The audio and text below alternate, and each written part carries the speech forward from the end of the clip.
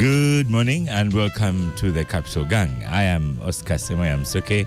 Sorry we are late. Sorry I'm late. The traffic is just mad out there. So if you're a listener and wishing to go anywhere near Kampala, get on the move now, but keep listening to the Capitalgang. I have Ofano Ponda in the studio, long lost OO.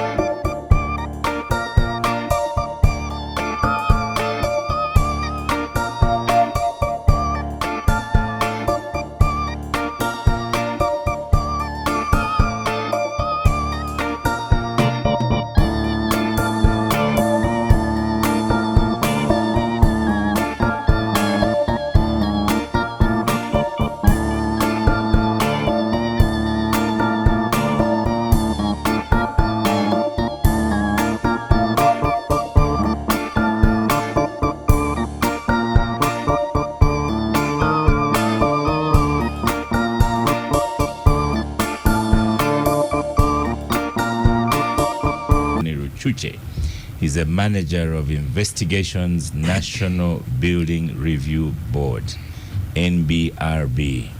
I have to tell you, Engineer Ruchuche, I do not know. Until you are coming to Gang, I'd never heard of a National Building Review Board. What do you do? And not only you. When I found him at the reception, I said, is this a government entity? He said, yes, under the Ministry of Works. I said, how come I have not heard? And I asked him, which buildings do they review? Yeah. He says, all of them. Then I said, even in Mulanda. And why have they not been rationalized? Good morning. Good morning to you. What does NBRB do? Okay, thank you, Oscar, and the other gangsters. I'm happy to be here. Your comment that this is the first time you're hearing about us is testament that this was long overdue. So we are a government agency under the Ministry of Works and Transport that was formed after the enactment of the Building Control Act 2013. But this act commenced on 2nd of October 2018. And thereafter, the National Building Review Board was established. So we've been here for about 5 years, because after the act, then we needed to have the regulations to operationalize this act. So we've been here for the last 5 years, and our mission is to promote safe, decent, and planned building structures which are built in harmony with the environment. So if someone asks me who we are, I would say we are the regulator of the built environment in this country, and in structure we report to the Minister of Works and Transport. Okay. And by regulator you mean what? We ensure that the buildings that come up are planned, 1. 2, that they're decent for habitation. Most importantly, that they are safe. And lastly, that when we put them up, they are built in harmony with the environment. So we work largely through what the law calls building committees, which exist at the local authorities. This is the district level, the cities, the municipalities, and the town councils. So, Oscar, if you want to build a house in this country, you're required as a bare minimum, for example, to have a building permit. So you apply to this building committee in your district. If it's a municipality or a city, then at your city, for a building permit, which is the permission that you require for you to set up that structure. The law envisages that this building committee will have done the perusal of your submissions, of your proposals, to satisfy themselves that indeed this will be safe and it does not harm the environment. Yeah. You know, Anthony, people are listening to you and thinking, what planet is Anthony on? Because when you walk through Kampala, you do not see that harmony. When you these days, if you go through Chigo as well, where I live, you don't see that harmony. People just put up any building as they wish. What I can say though, that we haven't had building collapsing in a while, is that because you've had a hand in that or not? I would say yes. Buildings before 2019, we had a series of buildings coming down, unfortunately. We did have one last week in Usavala, which is unfortunate. But you're right in saying the frequency or the rate at which the buildings are coming down has reduced. And partly it's because now we have building control. Before 2019, buildings actually, believe me or not, they fell under the Ministry of Health. It was only engineering. Ministry of Health? Yeah. We're using the public health laws. It was only engineering which fell under the Ministry of Works and Transport. The engineers, the professionals in the sector could not be held to account if they made a mistake. People would build wherever and whenever they wanted, with or without approval. And so it was not surprising that the building accidents were quite frequent then. So with the Act coming in, we've had at least a framework out. And Oscar, if you may allow me, for the last 4-5 years, like we said, Ugandans out there may be wondering, are we in this country? So what have we done? One, I mentioned that now the building control is done at the local authorities through what we call building committees. So every city, our 11 cities, every municipality, every district, and every town council has a building committee whose responsibility is to give building permission. So if you're putting up a structure and you don't have a building permit, you're putting up an illegal structure. So one is to have this framework, have the building committees in place. So you need an architectural plan. You need a drawing. Correct. Approved. Correct. By your local authority. Correct. Then you need a building permit. Yes. And where does one get a building permit from? So actually, even before the building permission, you know that this country was designated as a planning area. So every district should have a physical development plan. You've had complaints of Ugandans saying, even to us then, BRB, that stayed there for the last 20 years, and all of a sudden someone has come and put up a bar or a 10-story hotel in my neighborhood, and I no longer feel the peace and harmony I enjoyed previously. So that is development permission that you require, which is purely physical planning. And the physical planning and you're committees, saying even at Mulanda, they have a physical plan? The district should have. I will come to that shortly as a challenge. So the physical planning, which until recently was under the Physical Planning Board, which has now been rationalized into the National Planning Authority, should have development plans that are published to the detail. And these development plans would simply tell us that in Kololo, in Cementi, it's a commercial area, you cannot have a school, for example. And that would be designated by the City Council as a development plan. So if I want to put up a school in Cementi, I would apply to the Physical Planning Committee of Kampala Capital City Authority, And they would reply and say, no, you can't put a school there because according to a physical development plan, this area is purely commercial. So you can't apply, or you shouldn't apply for building permission if you don't have development permission. Now, what challenge do we have is most areas, most local authorities do not have these physical development plans, and it's something that us as government should take keen interest in. So once you have development permission, Oscar, you've been allowed to put up a school in Ekisementi. The process requires then you as the developer who has no engineering knowledge, you just have money, you're an investor, or like people in Kampala say, you are Mugaga. Your responsibility under the law is to engage professionals. Get an architect to draw for your plans, get an engineer if it is high-rise or it needs particular engineering input in terms of how your structure will stand, to give you structure drawings, get a mechanical and electrical engineer to do for you the MEP drawings, and then you make a submission to City Council. That is a change from previously when if a building came down, we'd look for the developer. Now, when a building comes down, we ask the developer for who their professionals are, and we hold the professionals to account, because the professionals are those who understand the construction. So the building committee will require you to have all these drawings submitted, and then they will do an inspection, and if they are comfortable, then they will assess you for building fees. They get paid, and they give you a building permit.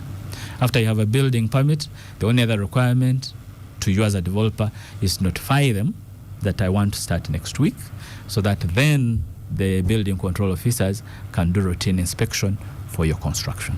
So in brief, that would be the process. Yeah. I'm going to ask Ofano Pondo if he has ever met a building professional, because I doubt that many Ugandans encounter a building professional. But again, where I live in Chigo, a lot of people have houses with a good view. And then just overnight, someone comes and plants something in front of them, and that's it. There's nowhere to appeal. There's nothing. Someone will say, this is my land, and disharmony. So how do you manage situations like that? Have you met a professional?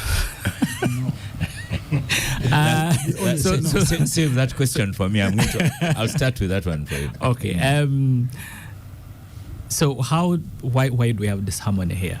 So one, like I mentioned, the physical development people have plans. had it in Mienga. People, yes. You have a good view. Next day, Mugaga comes and the view is gone.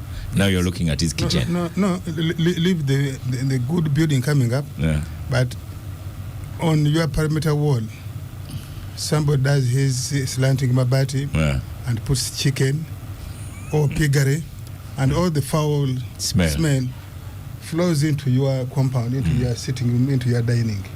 That's in Kampala, that is in Mukono municipality, that's in Wakiso.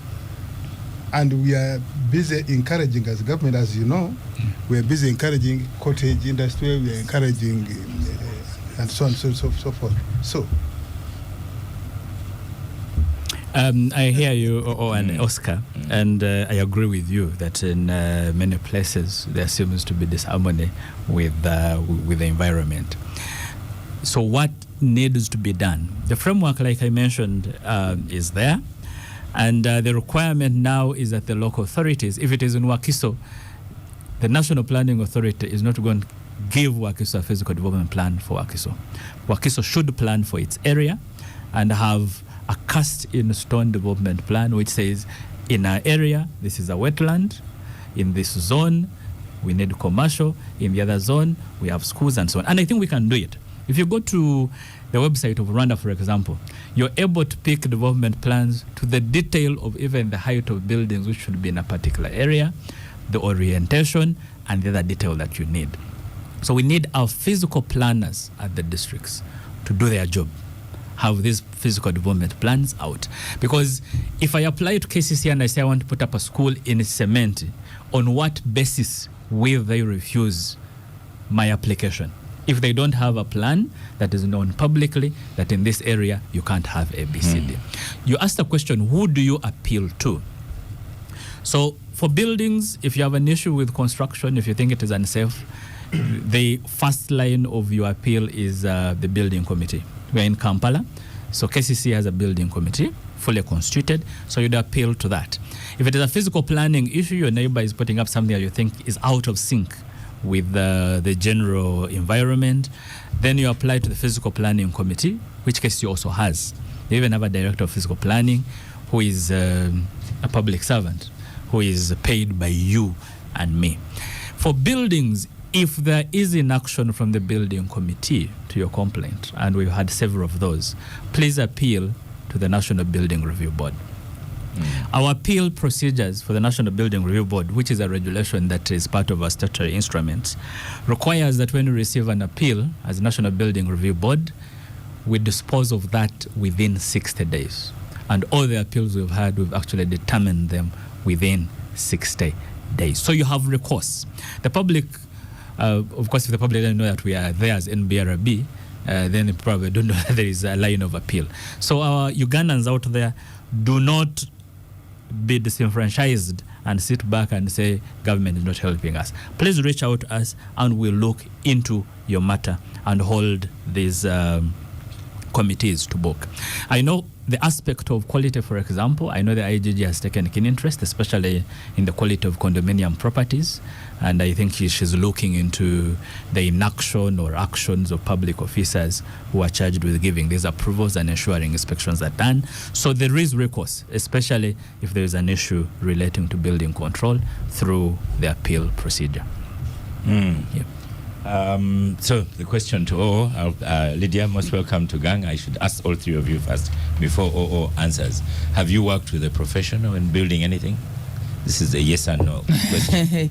Yes, I've worked with some professionals. Okay. Right. Good morning to our listeners and our viewers. I would like to join you, Oscar and colleagues, to pay my condolences to our colleague, Honorable Ibra Semju, for having lost the patriarch of the family. But Muzei Nganda has not gone in vain. At least he has left for us Ibra Semuju. So may his soul rest in eternal peace. Thank you. Derek Wandea, have you ever encountered a profession in any building works? This is a yes or no question. No, I haven't. Right. Yeah, I have. Let's go back to Oponopono now. Oh, have you encountered a profession in any of your building works? Yes. Even for your chicken house? No, not for the chicken house. Just move to the microphone. For the house I live in. The house I live in Chagwe, yes. By the one in Mulanda, no. The one in Mulanda, no. You just go. These days we just go to a neighborhood fundi. Neighborhood fund, but also there's something called the Pinterest. Yes. You go there, you pick your plan, and you look for your nephew or your uncle in the village who has been doing masonry work, and say, "Come and help me." That way you cut. I want a house which looks like this one. I want the house which looks like on the picture. A house, and then they start. Yeah. So I think we have a long way, because I think we don't have the main physical plan for the country. If it is there, I'm not aware of. If it is there, it is not published, it is not publicized. And then, of course, the other jurisdictions, the districts, the cities is referring to, the municipalities is referring to, the town councils is referring to. I don't think they have them. And then, obviously, the enforcement is not there. I can't even say is weak. And so, and because where everyone is trying to look for opportunity in absence of the law, in absence of the policy, we do as we like. And that hasn't been helped by the land tenure system that we have, and also the so-called freedom we enjoy. If the land is mine, who's going to tell me what to do on my land? I think there's some bit of regulation, some bit of, in a few urban centers. Semoju is not here, but Semoju who lives in Wakiso tells you, when you go to a municipal council clerk, they'll give you two options. They say this is the official, this is, if you want to build quickly, take this route. Yes. And so it's very, very problematic, and of course now we have ended up with a disorganized country, disorganized living. As I was saying earlier on, even in Kampala here, I have said this on this show before, when Honorable Nasasira was still Minister of Works, I remember the Engineers Association, the national one, he invited the president to launch the headquarters for the engineers to start construction in Chambogo. The president actually launched it. Much later it was discovered that the site the engineers had picked, actually there was a petition. It was a so it was on a sewer line. A sewer line in the Chambogo, and up to now you say, if engineers didn't know in Kampala that the land they had acquired was on a sewer line, so who knows what else is available? In many of our towns, we are now encouraging people to have cottage industries. We are encouraging people to have commercial things. You build a good home, somebody comes behind you and puts up his piggery, or even puts up a church, or puts up a nursery school in the middle of there's a nursery school, there is a bar nearby, there is a church across, and everybody lives their way. So I think the onus is really on the government entities that are supposed to harmonize. If you heard him, he said they enacted the law in 2013, but it took another 5 years to operationalize. If they are working at that speed, when will they reach Mulanda? You tell the person in Mulanda that this is what you need to have. So we have a long way. Yeah. Derek Wanda, one who has never encountered a professional. You are not alone. Yeah, we certainly are many in this country. Probably people who have constructed big arcades in this country must have encountered one, and there are not many in this country. Fortunately for me, I have known the entity for some time now because of my brother Herbert Ziwa, with whom I worked at Nation Media Group. I visited the offices and interacted with many people and tried to dig deep into what exactly it is they are doing and things like that. But certainly, like OO says, there is a lot that this country needs in terms of professionals of that caliber. Apart from the big arcades in the middle of the city, when you get out to the outskirts and I acquire land, say in Kasangati, and I want to construct, I don't know where the National Building Review Board comes in, and it's something that probably it needs, or engineer needs to enlighten us on at what stage they come in, but also how spread are they across the country.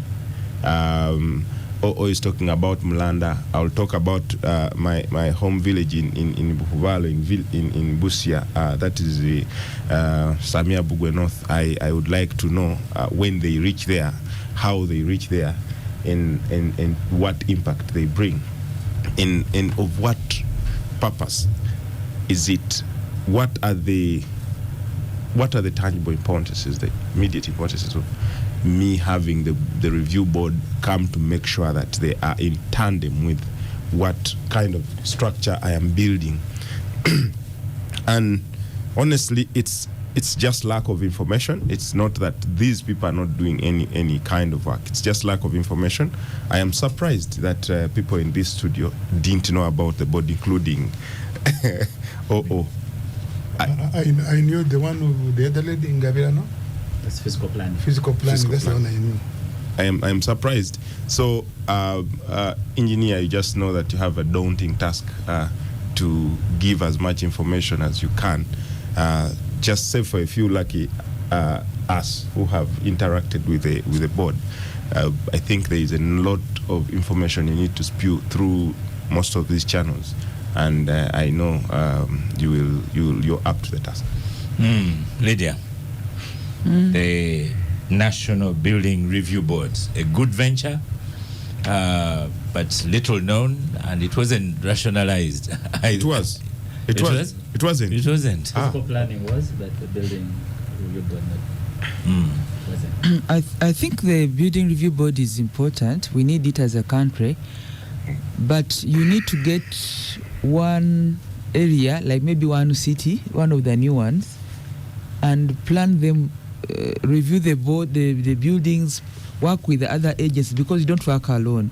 You need to work with all the other agencies and then fix it right, so that there is a model to say the building review board and the fiscal planning people and all this have set up this the model, because Ugandans need to see where it works. As we speak today, it's very, very difficult. Recently, Oscar, I'm sure you saw, Honorable Mukula has lived in Bugolobi for many years. Actually, he began there his political career as a LOC councillor and vision leader there. He addressed the press, said, we can't sleep. The whole of Bandali Rise, the Young Avenue.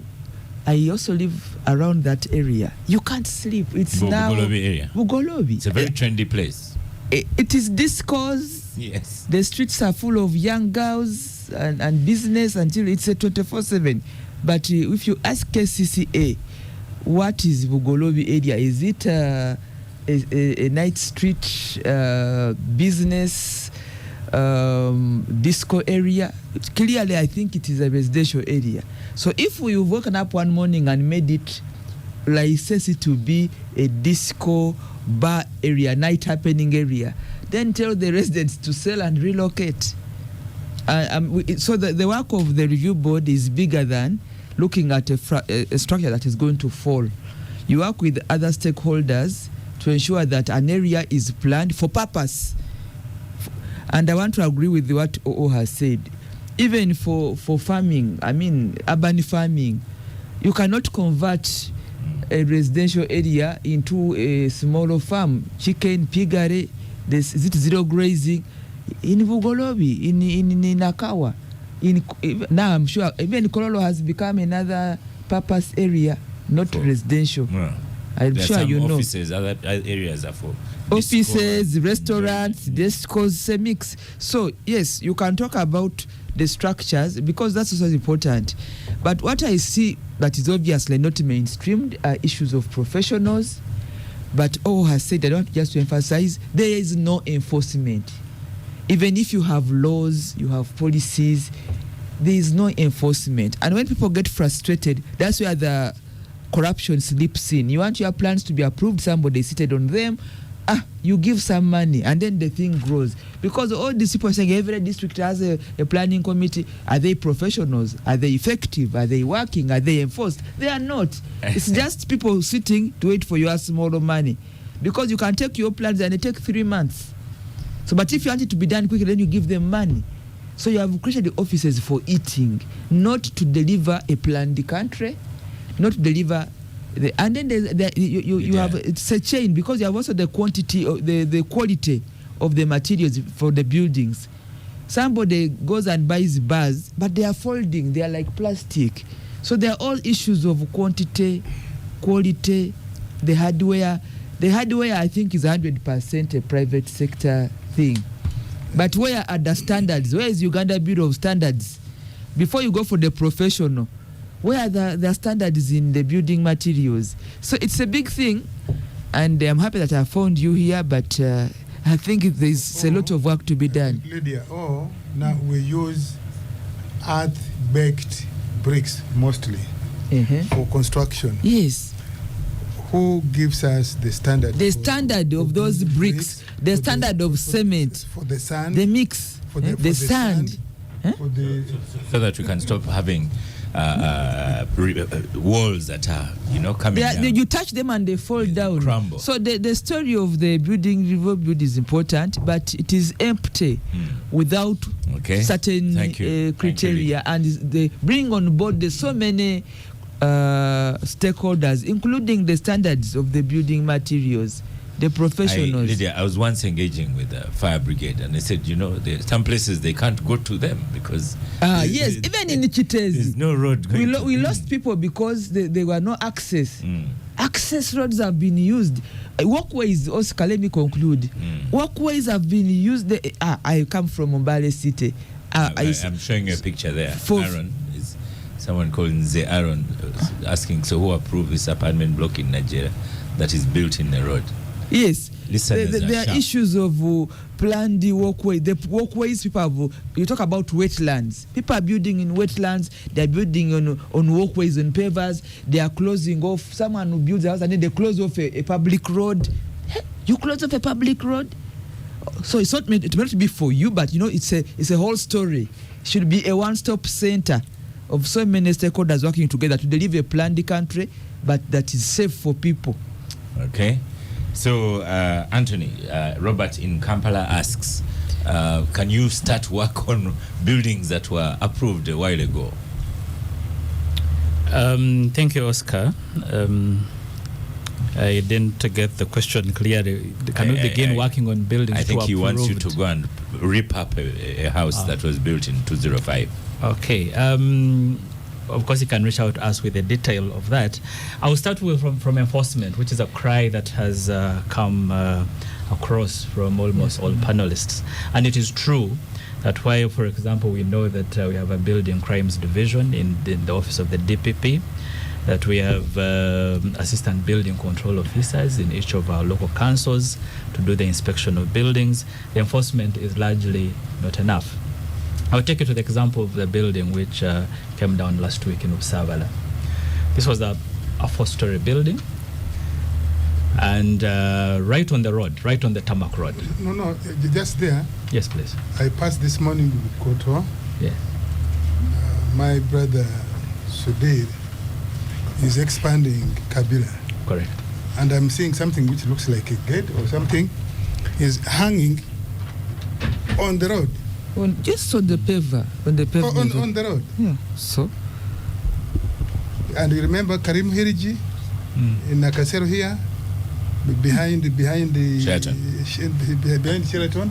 Imperial Royal. Imperial Royal, something hanging, and was let pass.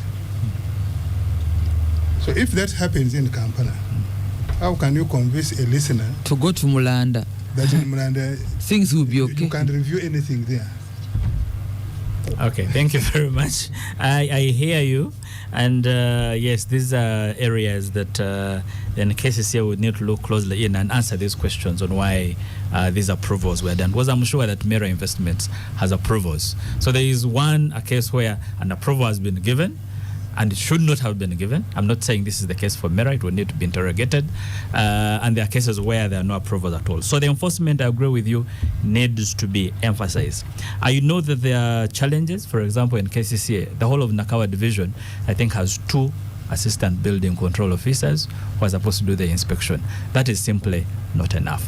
But how do we get buy-in from Ugandans that this LC1 chairman, when a storage structure comes up in their area, they are able to ask this Mugaga if they have a building permit, first of all, and who is supervising their work. And I hope that this, of course, there are cases where the constructions, I don't know if is one of them, are guarded by people with guns and you cannot access and so on. But you see, the LC1 chairman is a person that understands everything that happens in his local area. So we want these people to partner with us, because if you have 2 assistant building control officers in Nakawa, they will not be able to move around the entire division. So while we wait for the establishment be expanded, how do we have buy-in from all these Ugandans? I was telling you, Sabala, this building came up in the last 4 or 5 months, 4 stories up, which professionally was unserious. Say so. It didn't have a billboard. The first thing that a project should have is a billboard. And it's not just for cosmetic purposes. You should be able to tell us that this is the engineer, this is the building permit number, these are the people working on this structure. Now, if you pass by a woman and doesn't, that is the first violation. And that doesn't need KCCA to get to it. So enforcement, I agree, we need to do better. The cries of Ugandans of if I don't pay something, then my plans don't get approved quickly. I checked out the World Bank Ease of Doing Business report. Their latest data was 2019, and they rated Uganda, I think, third in the East African region, and said to get building permission in Uganda, it will take you an average of 113 days. Those are over 4 months, or about 4 months. Then I checked our system, and for our listeners out there, as a cure, part cure to the delays and the issues we have with approvals of structures, we've decided to automate the entire process. If you want to build a shop in Mbale, Lydia, Honorable Lydia, does not even have to walk into Mbale City Council offices.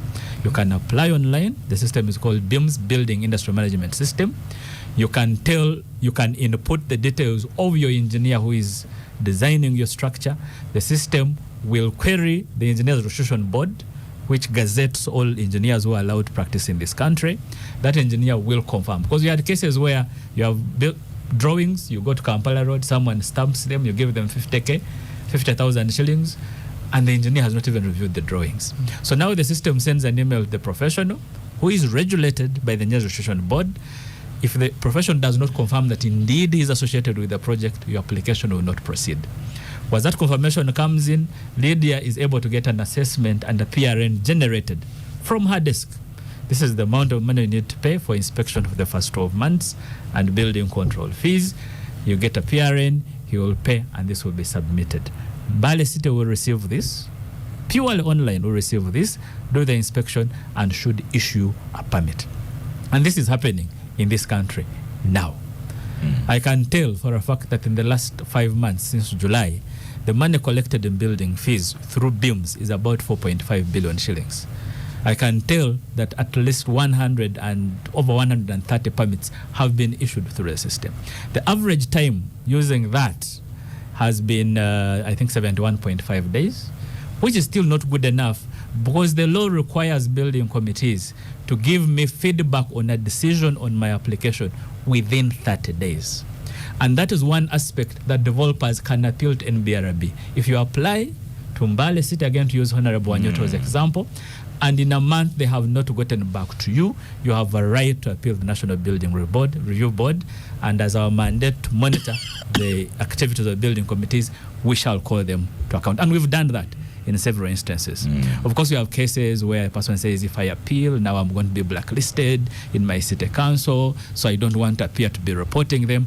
But this is your right as a Ugandan. Yeah. And these are public servants, and they must be held in our area. I think their office is in Deje. Yes, Makinde Sawaga. They call you and say, we delayed. They're pretty good. Yeah. Someone's telling Kaswara, tell Lydia, the service lanes are now bars and restaurants in Mbale. So and fruit vending. Pardon? And fruit vending. Vegetable vending and so on.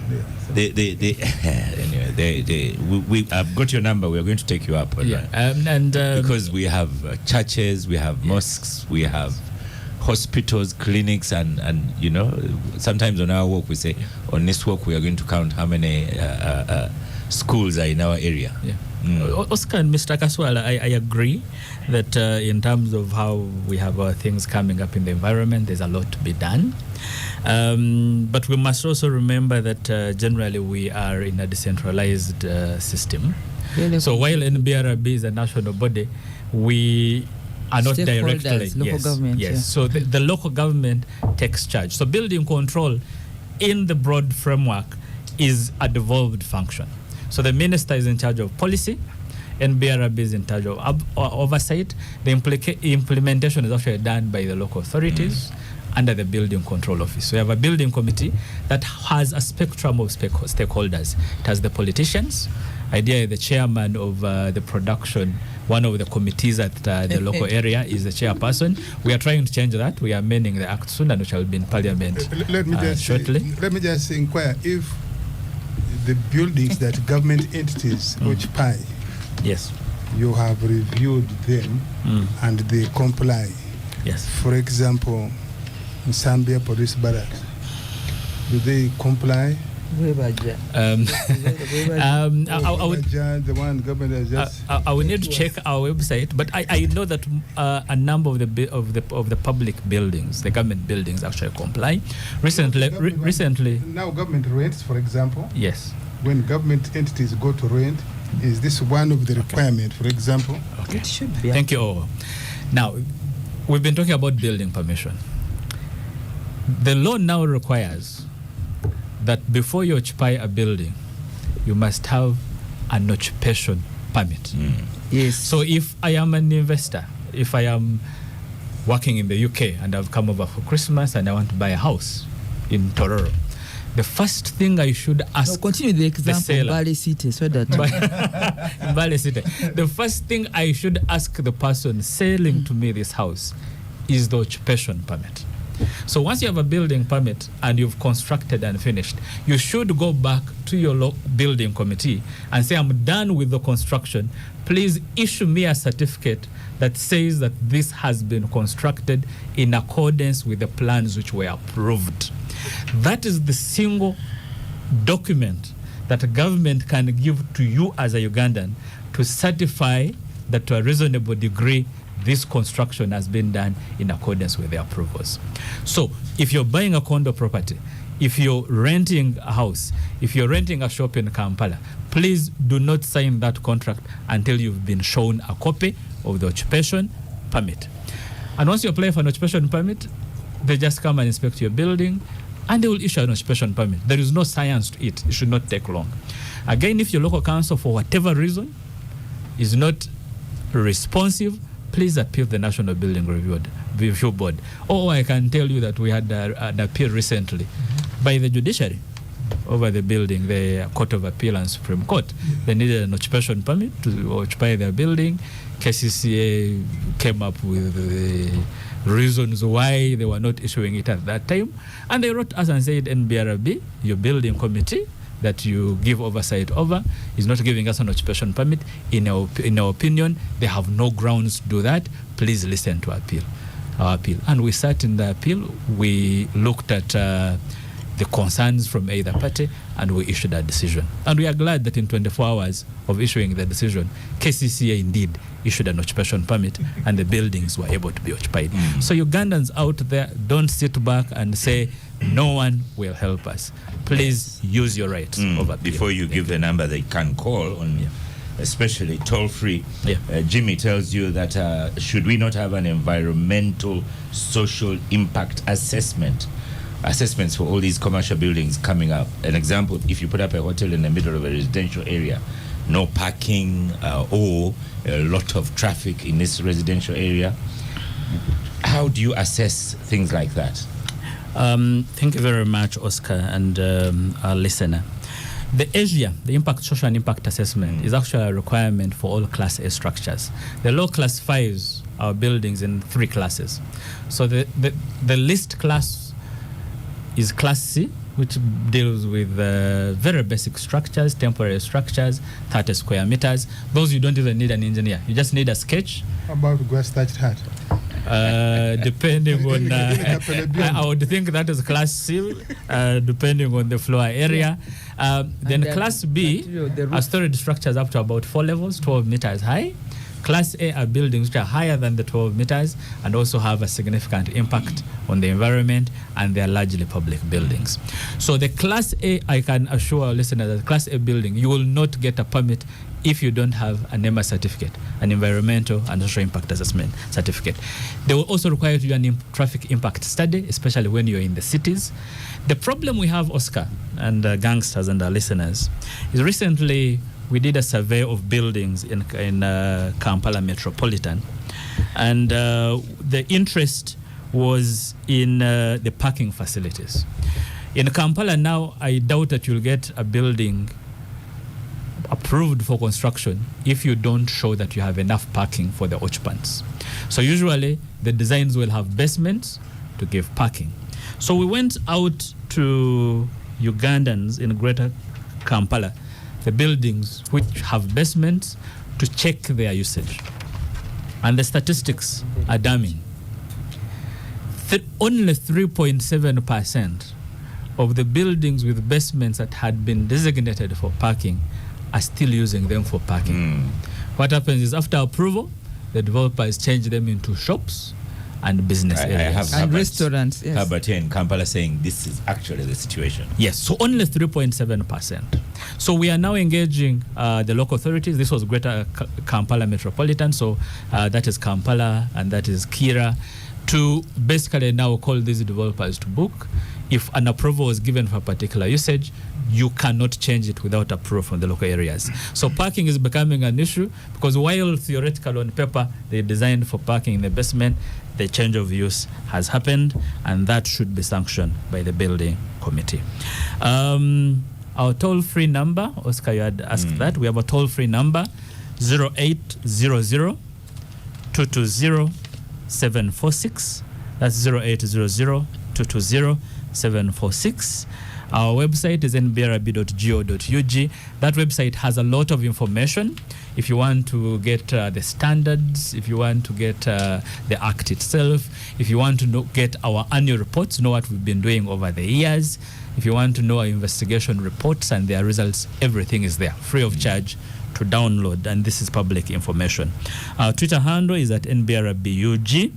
And for BIMS, which now automates the entire building control process, the website is bims.go.ug. Spell BIMS. BIMS, Okay. Building Industry Management System. Okay. Yeah. So thank you so much, Mr. Anthony Ruchuche, for appearing on Gang. Many questions are not answered as yet. We need to get you back. You've scared us quite a bit. To be my pleasure to come. People need to understand the institution first. Yes. Their role.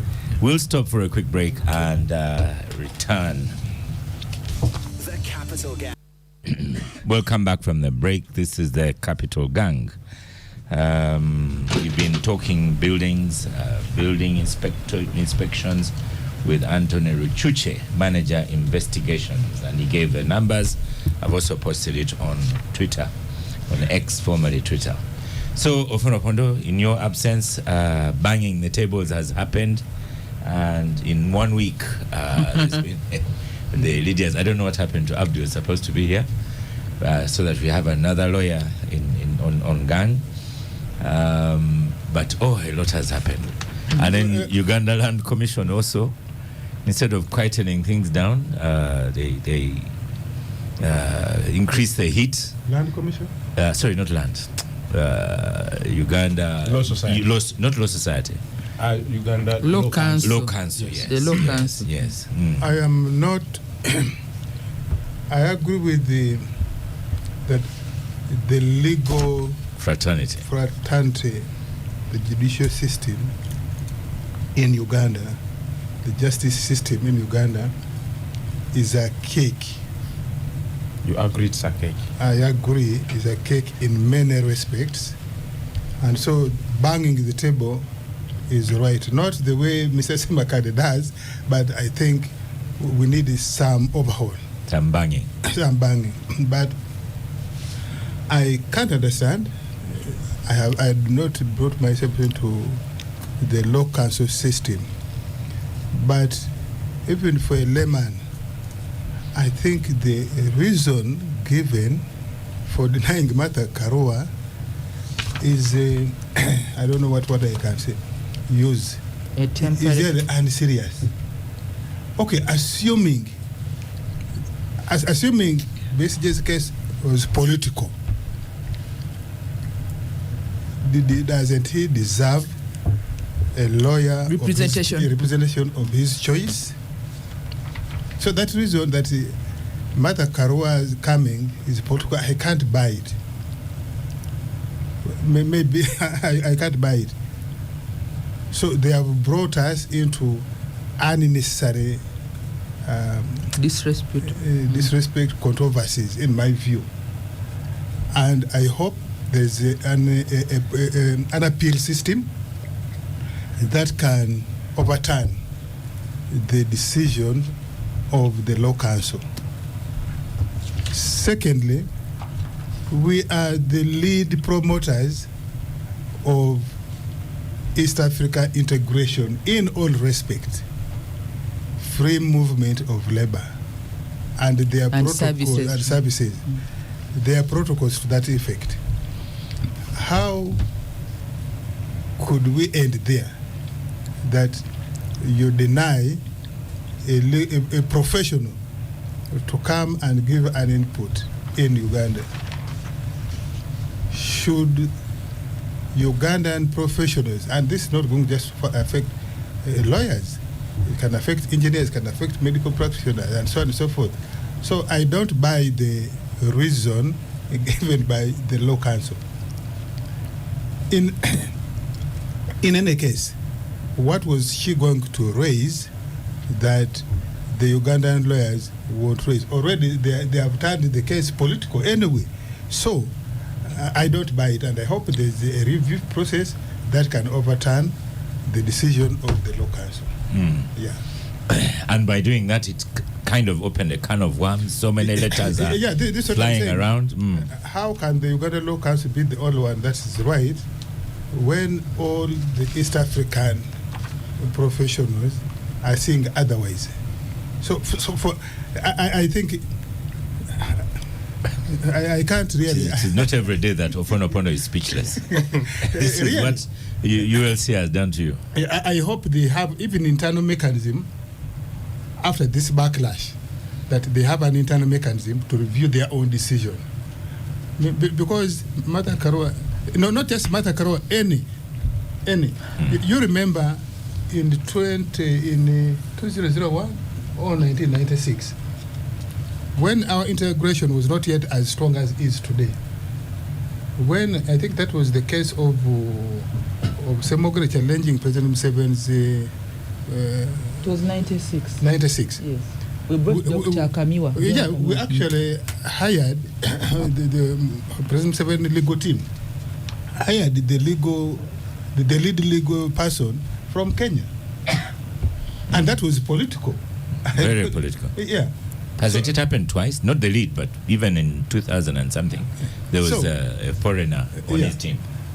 Of course, for me, I don't even think that why couldn't Ugandan lawyers represent BCG anyway? Why can't they? It casts that maybe they don't have confidence in themselves, but I don't even believe that they don't have confidence in themselves. I think it is on purpose they are hiring a high-profile political person from the region. To hit two birds with one stone. With one because stone. Political, but also yes. legal. But I think it should be allowed, and then we see the legal merit of Martha Karua coming to practice. Or then we get into the case itself, because now, the case itself. yes. Derek Wande. Yes, please. The ULC decision and the responses all round. Yeah, it's really unfortunate, and when I see the government spokesperson struggling with words, and then when we're talking about buildings and so on, Lydia was heated up, and I wanted to remind her that she's a member of the SEC. These are the powerful people of the country. Yeah, no, but it is. This is not the collective decision of SEC, of no, we're not talking about government not rationalizing NBRB and so, how they are there to do what. When a government entity or when a government person makes common sense mistakes, surely the NRM shouldn't side with the common sense mistakes. Yeah, and I think from even the onset of this case, the case of Dr. Kiza Besigye, very many predicted that it was a political case, and everything that was going to happen there would be turned political. Court-martial or not. And it's unfortunate that right now we have actually reduced the conversation to the process with the process that the case has taken, other than the nitty-gritties and the facts and the content of the case.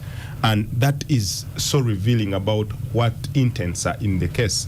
So anyone would have predicted the fact that... I don't know about revealing, but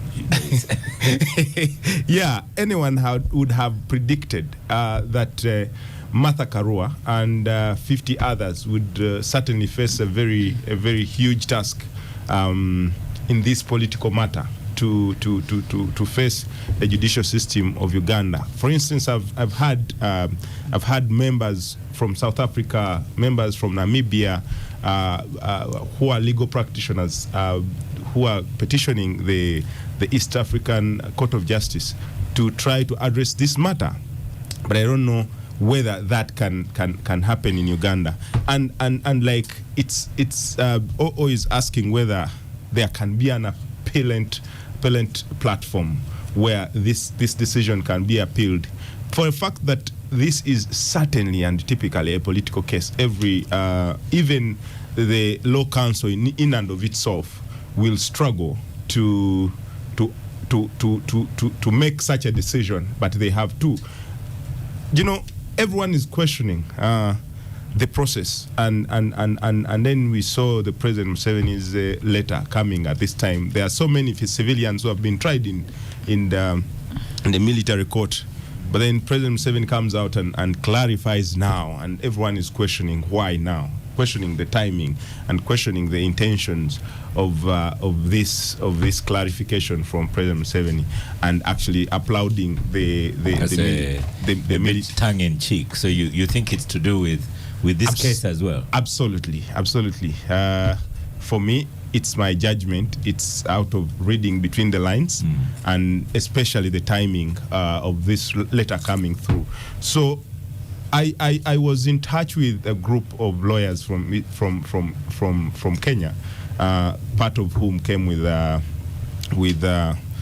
Honorable Martha Karua, and one of their thought was, shall we be given what we need, the practicing certificate to practice in Uganda? If it were the case that has been poured on the side of the military court, that this is a criminal offense, there is evidence, there are audios. I mean, a lawyer from Kenya, where he was arrested from, wouldn't struggle so much to get a practicing certificate to come and represent a temporary one at that. Yes, and like it is always said in the justice system, every person, every suspect has his right to choose who is to represent them in the courts of law. So we see that these have been the trends of things, and some of us are happy that now they are pouring out of Uganda. That we have always cried with some of these injustices within Uganda, but now that the government of Uganda is actually ripping themselves naked to the entire world, it is a bad thing, to be honest. But it has a positive to it, that now the world will begin taking Uganda seriously, but with a pinch of salt. And like many people have always rightly put it, there is everything wrong with Uganda. Especially when there's everything wrong with Uganda, especially when it comes to governance, the rule of law in this country, and everything that there is. We have to certainly check ourselves. We need to love our country more than we do right now. Because if we can rip ourselves naked to the entire world the way we are right now, it feels like we need an overhaul, strong statements. Certainly. Derek. But going back, you mentioned the president's letter. He says the courts martial are speedier than the general court. That's not very accurate. Absolutely. And I wonder what President Museveni calls speedy or speedier. Because I know of cases that have taken over 20 years in the court martial. 20? Yes. And they are still grappling with them. Cases that are coming from Karamoja. Of course, in his letter, he names 900 cases that are being that have been tabled in the court martial from Karamoja, over 900 cases. But okay, let's just even shut our eyes from those that have lasted 20 years. We can even just open up this last one of 4 years. People who everyone knows that even if you presented a gun to them, they would run away, taken in, and their case will take 4 years, no trial. And then the president is trying to help Ugandans understand that the court martial is actually speedier. So we don't know what speed for the president means. Might be the speed of Jesus, because Jesus said he will be coming back soon. Maybe his speed might be that of the coming back of Jesus. But to be honest, let's go to Lydia. Lydia, what do you make of the responses when the ULC took a decision? Uganda Law Society wrote, Kenya Law Society wrote, Ugandan advocates in Kenya wrote. Everyone is writing a letter. I don't know if you are penning one soon as well. First of all, let me declare my conflict of interest so that listeners can appreciate where I'm coming from. I have a practicing certificate of the LC of Kenya. And for a long time, I've been doing more legal work in Kenya than in Uganda until I got the one for Uganda, because it's very difficult to transfer certificates in Uganda. Maybe it's easier in Kenya and Rwanda than in Uganda. My daughter has taken 4 years. She did her LDC in Kenya. Yes. It took her 4 years to get a practicing certificate in Uganda.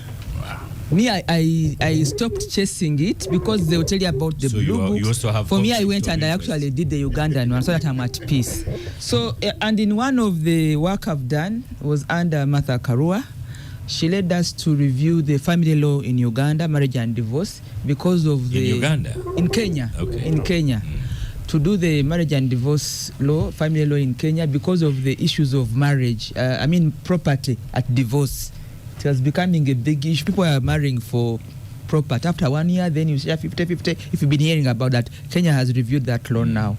You take what you came with, what you have contributed, so that the issue is no longer divorce because of material. Those are some of the things she's been doing. So to ask me to talk about, if it was another lawyer or whatever, it would be easier for me. But I've worked with Martha, and I've worked in the Law Society of Kenya. So to disparage her, that's what that's one. That's one. So people should hear that. For me, I'm already conflicted. But let me talk about the East African community, for which I've also been had an opportunity to work and up to now, because I consult with the ESC in many institutions. In 1977, the ESC broke not because Ugandans or Tanzanians or Kenyans had a problem. It was just an issue between our leaders, a few people. I mean, could not talk to one of the leaders, and we woke up one morning and the ESC institutions came to a halt. And the biggest loser was Uganda, if you've been following. Up to today, there are Ugandans whose relatives, because they died, who are still asking for compensation because they worked for different institutions of the ESC. On the sharing of the ESC institutions and properties, Uganda made the biggest loss. Those of you have been following the ESC. So when this comes up and letters are moving up and down, some of us are affected personally because I earn from this ESC work for survival most of the time. But also most important, we've been part of the East African community. So this thing may look like it's a law issue. Kenyans are saying we're no longer going to practice law in Kenya, and it looks like it's about lawyers. It's bigger than lawyers. And I hope those who are talking and penning should be mindful that we have even staked more as Uganda to bring back the community, and that in 1977 we lost more. To me, that's where it should be taken, but I do not see that coming out in the letters or in the debates. But what has given me a bit of relief, I think there can be an appeal. They have put in an appeal. An appeal should Uganda work because I heard one day talking about numbers of lawyers in court. It's not about the numbers. All sides are given. If you are given 10 minutes, it is 10 minutes. And the law does not expand because you have 50 lawyers or 10 lawyers. These are just gymnastics and politics of the gallery. In court, you are all at the same level. So let the court martial do its thing. Whether it is Council Martha or it's Council Phone of Pondo, you'll be given 2 minutes. And the discretion of court still stands. It doesn't matter where you have come from. So I really hope that an appeal. And finally, for politics, Oscar, if you want, for politics, I think that the Law Council of Uganda played into the gallery of the Lukwagos. Because if they had given a permission, then this people would be at the court martial, and then there would be no issue. But now the debate and the conversation has shifted. We are now losing the focus of the matter. And yet all our laws of the land say you just need a temporary certificate to practice. And Martha is not the first person in our times to get cross-border practice. So I really hope that an appeal can happen, and then this big balloon will be realized it was actually nothing, because the judge remains the judge, and the court environment at decorum stands. Doesn't care where you're coming from, and it doesn't matter whether you have 50 lawyers or 100 lawyers. You'll be given 2-3 minutes, and the law does not change. You'll quote the same authority, Wandela. You'll quote the same principles, and the judge will tell you that's enough, and then they will take the decision. Yeah. So these numbers of lawyers and who is coming from where, the jurists, it's just for the gallery, and the government should not have played or should not play to the gallery, because this profession is very structured. Does not matter how many or who is saying what. You'll be given your 3 minutes. If you are quoting the authority, you'll get away. Under discretion of the judge still stands. So for me, that's what I wanted to say about this, and I hope that there should be more or less letters. Let's rethink East Africa, and even if it is the politics, for me it's okay, but it should not wish away the gains we have made. They're bigger than what. I think we should even allow, if we have campaigns. Yes. Does it do harm if I get a Kenyan politician coming to one of your rallies to bat for me in Uganda? Those leading saying we should have common East African issues now. I mean, Kenyan politicians were visiting President Museveni here. You know? So I have Joseph Otieno in and it is coming at the time when we are watching the campaigns of the chairperson of the African Union. We're talking about African unity, we're talking about East African community, really crossing border to do a professional work, whether it is a criminal or it is political. That's life. And you had an East African Law Society meeting in the same week, didn't you? All the legal fraternity, whether it is the Pan-Africanism jurists or whether they are East African, everybody, because it's about the profession, including myself. We cannot be part of the story that it makes us less able to cross and do our practice. If you're allowing people to go and trade their matoke, coffee, this man is going to sell coffee across the border. I should also sell my service across the border. It does not matter. As long as it's in the structured courtroom or it's in a structured environment, so that there is a freedom of cross-border practice. Let me introduce Joseph Otieno here, who is in is that a red T-shirt? Is it a faded red T-shirt? This is pure and original red. That's how they lost the government. Coming too late. I'm coming all the way from Nagongera. I reached Oro Town, and then the bridge is broken.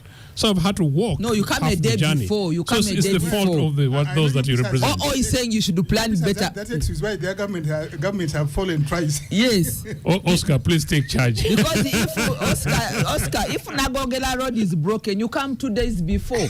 And always right, you are poor planners. You've lost government twice. You cannot afford. He's going to tell you those things did not happen in the UPC times. Absolutely. Well, he's now in the NRM times. He had better just and put on a better shirt. NRM times are difficult times. There are few cars going to Nagongera. You didn't have electricity. There was no traffic jam. So that's. Anyway, I agreed with Joseph. So bridges couldn't break. Late. I agreed with Joseph that you'd be late on Gang. So you're most welcome. You've come at a time when we're discussing the chaos, the so-called, I put chaos in inverted commas, i.e. the responses. The ULC decision has caused a lot of protesting responses. So are you also penning a letter, the ever-enthusiastic UPC Joseph Otieno? My column in the Sunday Monitor is in abeyance. But I should be penning a letter formally. In fact, I must say that I was disappointed that I wasn't invited by Senyonyi to be part of the political parties that made and penned that letter. Ofono is enjoying it, actually. Penned that. Did Senyonyi invite the other UPC, not yours? I actually don't know. No. I do not belong to a faction. I represent Uganda People's Congress of Milton Obote. But look, I noticed Akena wasn't there, and I noticed Wallabiru wasn't there. So, from a solidarity perspective, that's the one I wanted to have been able to deal with. But Oscar, as you rightly said, but you omitted to say that I was committed elsewhere, and I'm really always delighted that you thought that I would share with you this few minutes. I was saying elsewhere that if only I could have the privilege that you guys have to advise. Why are you pointing at me? Because you're my fantastic sister and Mlamu and NRM. Please go. The future is great. Look, go on, look, Joseph. No, I don't know who actually advises Mr. Museveni, because I do not think that under the current circumstances, where NRA is really, generally, fairly mobilized and strong, and where those of us in the democratic opposition are working extremely hard, to pick from them, but still we are relatively weak. There was absolutely no need for this business of going to kidnap Kizza Besigye in Kenya. I really don't know what benefit it was. It has been for them. Number two, bringing Besigye and taking him to a military tribunal, the kind of thing that should have remained in Kabamba with these guys, because it has really no space in here. And I found Lydia saying and making an important point about this East African question. Who is on trial today is really the East African community and member citizens. I was speaking to a friend of mine from NRM the other day, and I think even another yesterday, where they're concerned that now NRM comes into focus. One, in Toru would struggle to make sure that anybody who stands on an NRM ticket doesn't win, so that UPC wins. But why? But on the other, that when you go into the question of the broader East Africa, why would Mr. Museveni, who has put his legacy on the question of the union of Africa and unity of East Africa, go ahead and do what it's doing at the moment? What are the other members of the East African community going to say that, look, if we can break the law and play with it the way we want it like this, why would they necessarily join us and be part of it? And actually, the more critical part of it is actually the threat that has been granted by Kenya, that maybe they would begin to question whether or not they issue certificates for practice in amongst Ugandans. And I think Ugandans and ordinary citizens and ordinary lawyers would suffer. And for those of us who are generally committed Pan-Africanists, this actually takes us back. In other words, Mr. Museveni has real capacity to be able to do anything he wanted to do with Besigye, including waiting for him and arresting him on return here, whatever the case. That is in the case he's committed any offenses. In any case, it's 45 years now from 1985 elections, where we are celebrating or marking December 10th, 11th of 1980 elections that Museveni claimed was contested. This really is an own goal from a perspective of Mr. Museveni and his NRM. So it's very, very sad, very unfortunate. And finally, anybody celebrating, and I'm delighted that my colleagues from NRM here quite clearly are in agreement with us that this is a wrong route, and I know that I wasn't part of the conversation early. Quite clearly, if this has happened to Besigye, the question is, any Ugandan could be a guest at court martial tomorrow. So lest we forget, I think all of us need to rally around these things, use this opportunity to harmonize this process and situations, and make sure there's a conversation beyond the impunity that is being presented by this gentleman. Let's stop for a break. The Capital Gang. We'll come back from the break. Interesting discussions, and we're still with the law fraternity, beginning with you, Fanopondo, because there was a judgment last night. Mm-hmm. And I don't know, maybe Lydia or you, whoever wants to go on that one, Judge Sekana, stopping the EGM? Extraordinary Annual General Meeting for the Uganda Law Society. Yes. Yeah. There was a petition, and it has been granted. Yeah, so it has, what do you call it? Injuncted, these words, meaning stopped. And your friend here, I see your friend here, Ellison Karohanga, has written a long missive on X, why would they stop, I think my brother... Go to the microphone. Jadwongochi, that's how you call him, Jadwongochi, mixed many things. First, the question of Mr. Besigye. The state of Uganda should have capacity to detect, neutralize, and apprehend Appropriately. somebody who is a threat or doing things that threaten the security of Uganda. And we don't need the permission of anybody to do so. You should be glad that the government of Uganda has that capacity. Now, under the EAC, we have what we call Defense and Security Cooperation Protocol. We share intelligence. Actually, we have something we call intelligence fusion centers, where we share intelligence. The reason you have not had the government of Kenya Partnership kidnap. complaining to Uganda how Besigye was brought back. Now, you can choose to use the word kidnap, you can choose to use the word abduction or arrest. The state of Uganda does not abduct. We arrest and we bring back.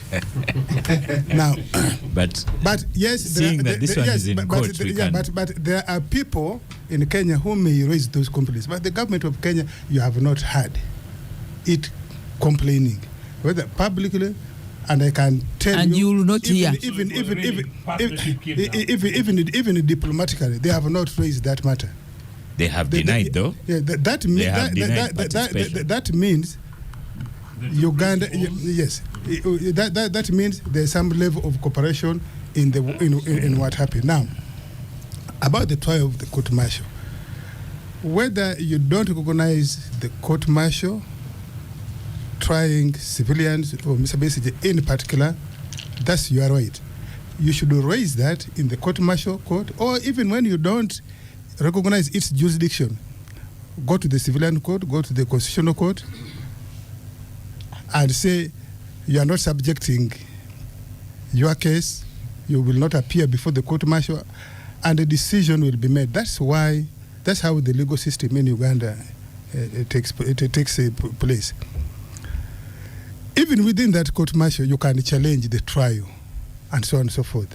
So for us as a government, we have followed what we consider is the due process.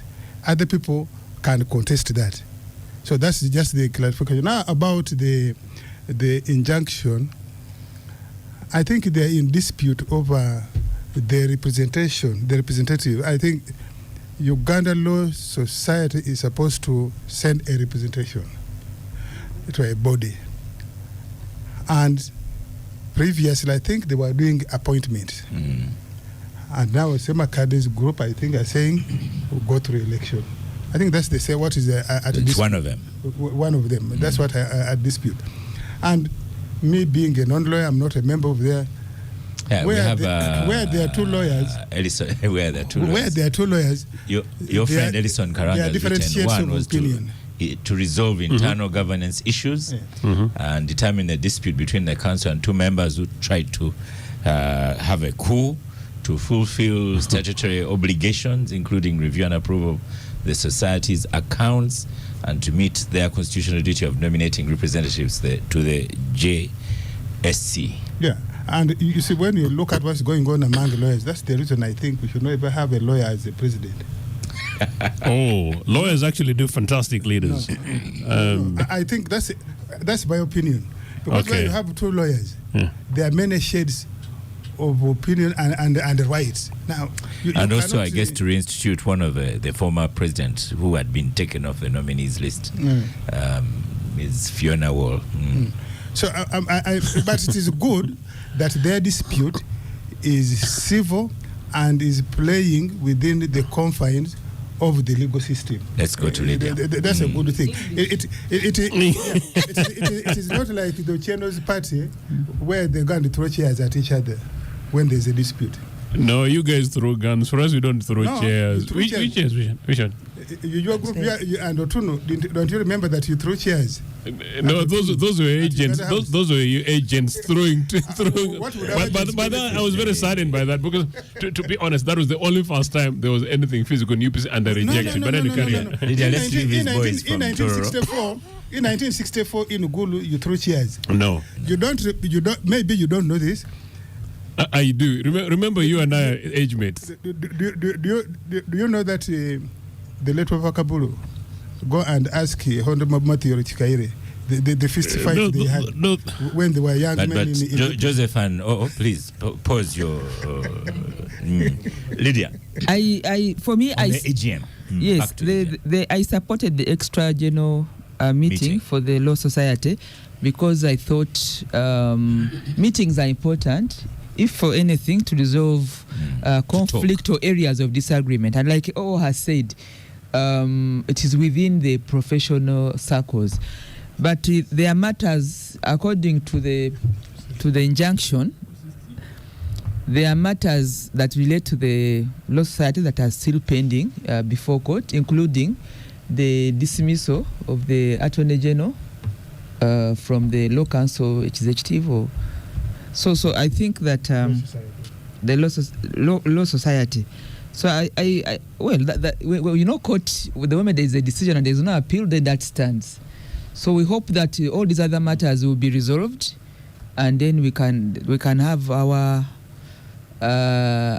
general meetings, annual general meetings, or the extra general meetings. We leave it to them. Yeah, but I think everybody else had geared up to the extraordinary general meeting. More so because there is a campaign for the two representatives to the Judicial Service Commission. But there are more serious underlying issues on the work methods, on relations, including from the Law Society, but also from government. I mean, you're talking about disagreements with the Attorney General, who is a very key stakeholder in the legal profession. I'm sure you know that. So I think that these matters can also find their way to be resolved outside the structured. Doesn't believe so. So that's where we are now. Derek, yes. Do you know? And Oscar, I saw you profiling some of the comments on people's dexes. It's because these are candidates. Everybody, the election or representation on the Judicial Service Commission has attracted immense campaigns, more than when we were electing the leadership of the Law Society. Yeah. So that should also tell you something. Is it about service or some other interest? Derek, it is one thing we found out. And we have over 60 candidates for 2 slots. Lydia, maybe Derek, one of the banging the tables has assisted. Now we know what's at JSC. There's a lot of money. Maybe before I even answer that question, I wanted to give Ndugu some information. Uganda and Kenya are speaking different languages. On the 21st of November, the Principal Secretary to the Ministry of Foreign Affairs and Diaspora Affairs in Kenya, Dr. Koril Singoe, said they, as Kenyan government, they do not have any information about the arrest or abduction of Dr. Because Ugandans are saying we partnered with Kenya to arrest Dr. Kizza Besigye, actually abduct Kizza Besigye. I'm asking you, is that a complaint? Were they complaining that we did what we did? They were informing the world. In addition to what O is saying, is it a compliment that somebody can come and be picked from your country and then you say we are not aware? It is not a compliment and it is not a complaint either, but it is piece of information that it is a statement. Yeah. So OO says Kenya is not complaining and probably they are aware, but they have already told us that they are not aware. So we just wanted to tell the listeners of Capitalgang that they are that spokesman. So he knows how to play with words. I know that. So he was just playing with words. No. No. So I'm telling you that there is no complaint from the government of Kenya. Take that. Yeah. But there is a statement that they don't know. I'm saying from the government of Kenya or an individual person? From the government of Kenya. From the Ministry of Foreign Affairs. Why is it on headed paper? Why is Derek, the Derek or chooses his words carefully. Please continue. Okay. That is actually true. So or chooses his words carefully.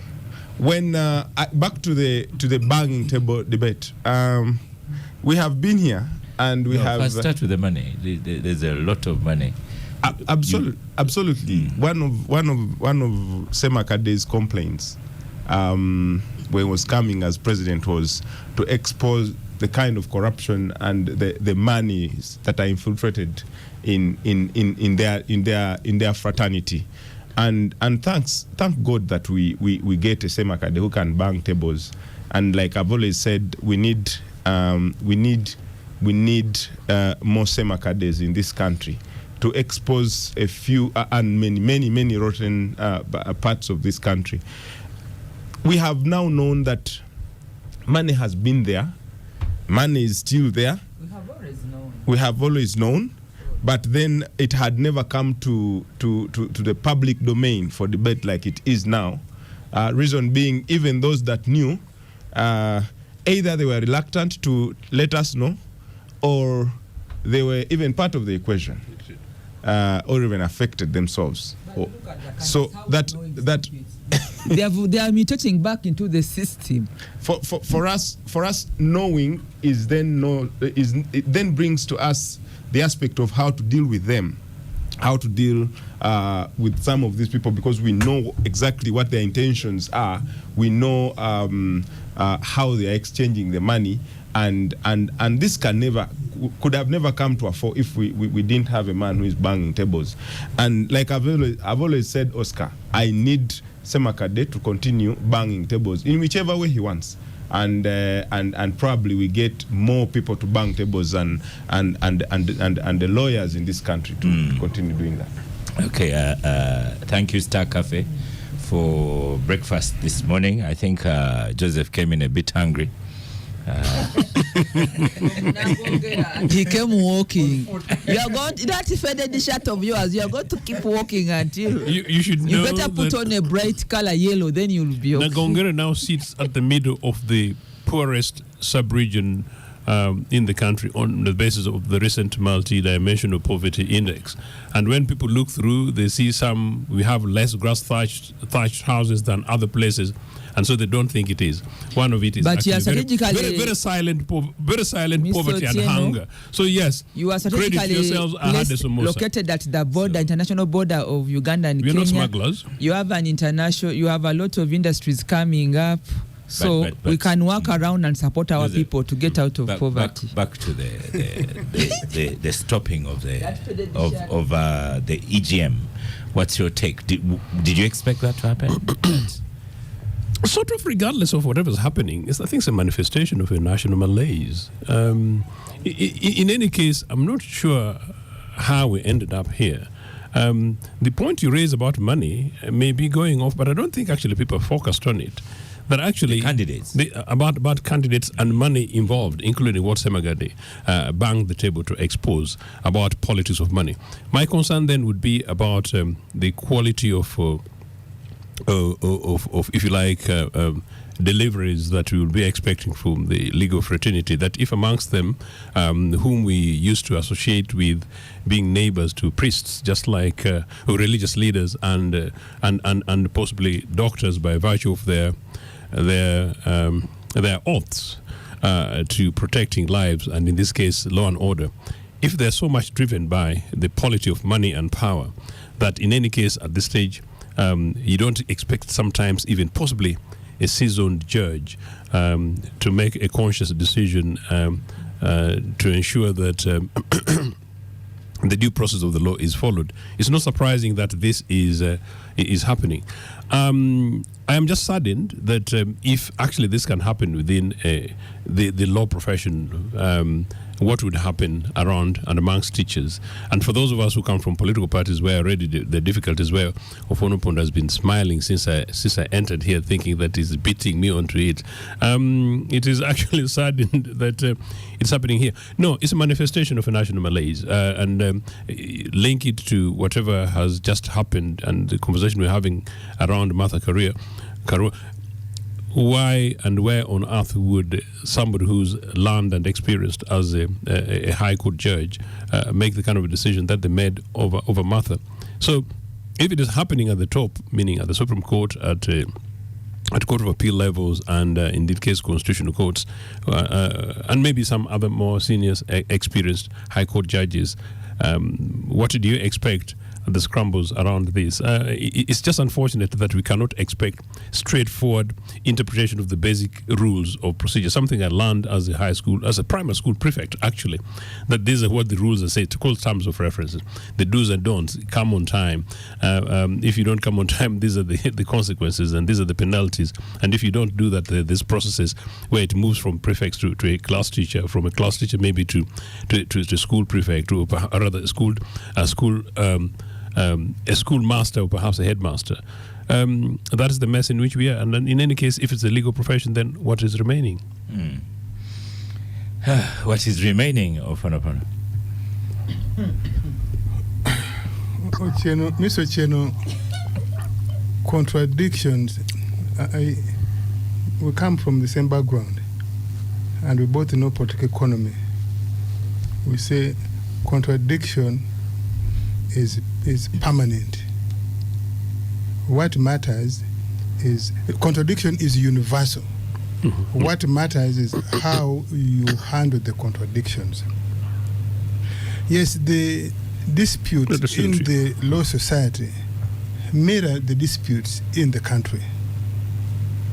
What we are happy about is that it is being handled in a democratic manner.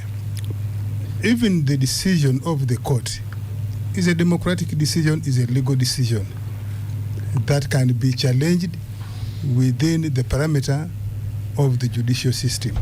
And for me, I have no issues. The only issue I have, which I'm hearing as rumors, and I think they have a leg, is that the candidates are spending, that they are paying each other as much as 3 million to get elected. Now, if lawyers are bribing their voters to vote them into the Judicial Service Commission, you're paying as much as 3 million, whatever. What is the intent? What are they seeing in the Judicial Service Commission that warrants maybe there's some money a lawyer to pay? You see, we are brothers. We agree absolutely, yes, with each other. What is motivating this payment? Why should a lawyer be paid to vote? And one of the contestants has said he wants to go there, but he will not accept any payment. No. that the candidates are paying there you now. Pay. Yeah, they can to the members of the electoral college. The people are going to vote for them. We hope it's just a rumor, as you said, that there are rumors, and I know you don't like engaging with rumors. No, I said it has a leg. It has a leg. So really, even for such a rumor to come out, that lawyers, members of the law society, when they were talking court martial, you didn't like rumors. It's so don't start rumors. But we put one of the topics was police brutality, but we can save that for next week. 10 minutes to the end. Let's talk about Syria. You are the geopolitics man. Were you seeing that far? Yes, Syria is going. Because for the last 10 years, the Syrian state has been artificial, supported by Russia and mercenaries. And if you look at the global politics, I think it reached a point when Russia could no longer contend with its own issues over Ukraine, and as well continue to support the Assad regime. And I think they were a little bit smart that they quietly negotiated his exit, convinced him, rather than just flee like the Americans fled Afghanistan. Now, I think that they pulled the rug below the Americans in this contest, in my view, because I suspect even the people, because you can see within minutes of Assad leaving, the first embassy where they raised the new flag, the flag of the new group, was in Moscow. That, in my view, I think they have tentacles even in the new government. But I could see that it could no longer support. Assad could no longer keep there in that fashion. Joseph, Assad fell because of less support from Moscow and less support from Iran. Both are very busy. fighting other wars? In part, it's because of that, but also particularly because of the pressures that had been pushed by Israel, and I think both Assad and the neighbors Iran et al. Had been so substantially also involved in the Arab-Israeli conflict, which is presented as Palestine versus the other. That clearly, with the doubling up of efforts from the other side, they found themselves overstretched. But to me, much more important is, if you asked me, and you're saying as being one of those observers, sometimes I used to pride myself as one of those ones who were quite good at it. This is one of those ones where if you asked me a few weeks ago, perhaps a few months ago, whether or not it would happen, I would have lost, I would have failed, because I would not have seen it coming. You're not alone. Because